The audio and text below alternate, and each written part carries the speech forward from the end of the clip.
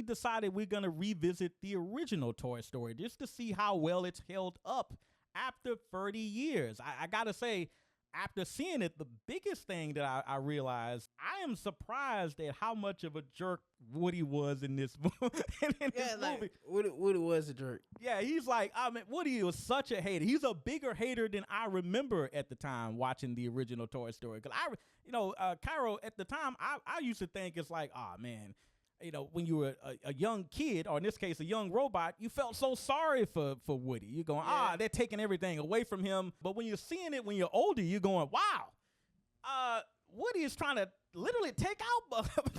he's trying to take this man's life. There was a scene in here that kind of tripped me out. Like, there was a moment in the movie where Woody and Buzz, they end up in Sid's room, which is, I guess he's the bad kid of the movie. Yeah, stomping on the toys and stuff like that. They end up in Sid's room, and they get surrounded by all of the toys that Sid kind of messed up and ruined and kind of did all these sort of things too. And then at one moment, Woody kind of uses Buzz as a shield. That's crazy. He uses him as a shield. Then he throws him down and leaves him. It's just like, I'm sitting up there going, wow, man, Woody is wild in this movie. It's like, what? Can you blame Woody? Woody thought he was going to get replaced by another toy. But y'all know what's funny? Yeah, it's like, some of that stuff like that, because I did watch some of the Toy Story. So yeah. Woody always did. Thought he was gonna get replaced. Yes, he did. He did. And boy, he was.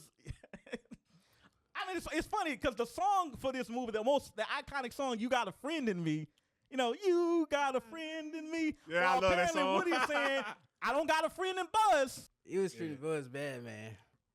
Well, the thing about Buzz is that that's why I say I felt much more sympathetic to him, because you realize he did not realize what was going on. Yeah, that's the thing with Buzz. Buzz, he wasn't trying to be a yeah. He thought he was Buzz Lightyear. He really think he a hero.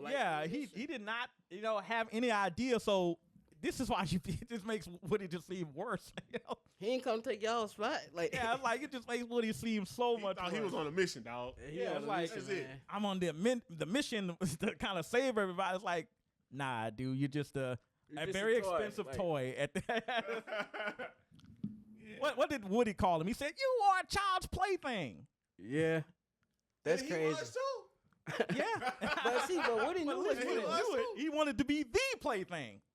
That sounds so weird when I say it like that, but yeah. But honestly, though, it's like another thing that I want to talk more about Sid, because I know the movie kind of frames him as like the bad kid. He's breaking up these toys and this and that. I actually think they were a little unfair to him, because he didn't know these toys were alive. Yeah, he didn't. He just thought just like any other kid. Yeah, he was like, just like Caution. I don't break a toy.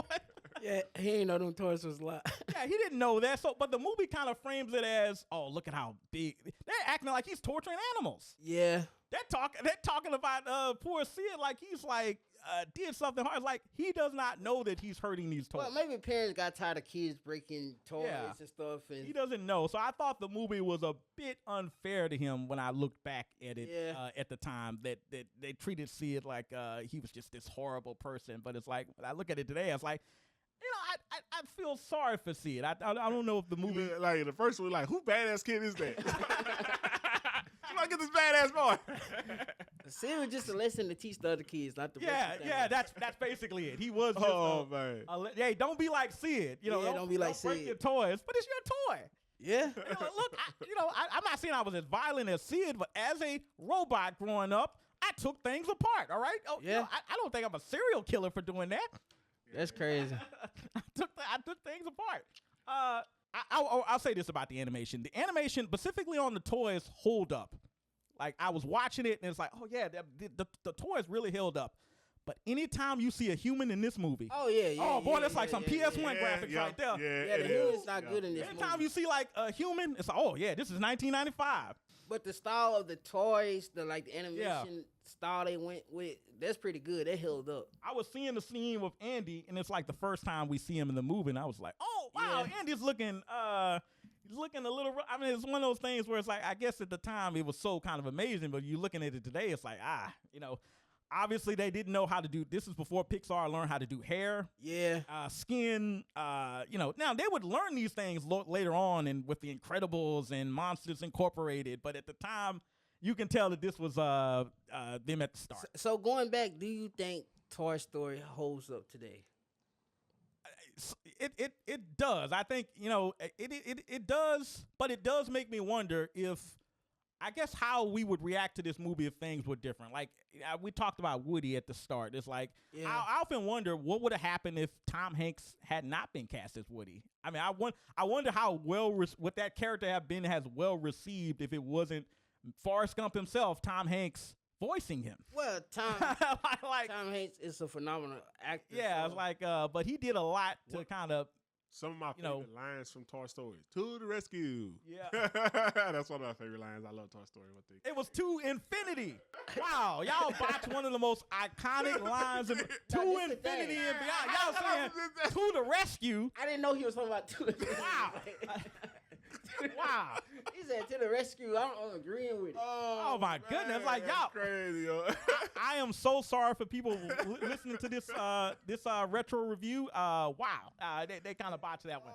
But the central question, though, when you go back and you think about Toy Story and kind of everything it accomplished as a movie, it is amazing, right? It's like, even when I look back at it now, it's like, are there parts of this movie that's clearly dated? Sure there is. Yeah, it's like the quality of these movies, specifically the very first movie, I mean, it sets the stage for Pixar's rise, right? You can see in this movie why Pixar became the juggernaut it became. Even when I look at it today, it's like, Toy Story, you can put Toy Story 1 against a modern movie and it would still win. Yeah, Toy Story was like the forefront of Pixar rise. Yeah, it was the beginning of 3D animated, because it was the very first, right? You say it came out in 1995. So 1995. It was the movie that brought Steve Jobs back to Apple for trivia.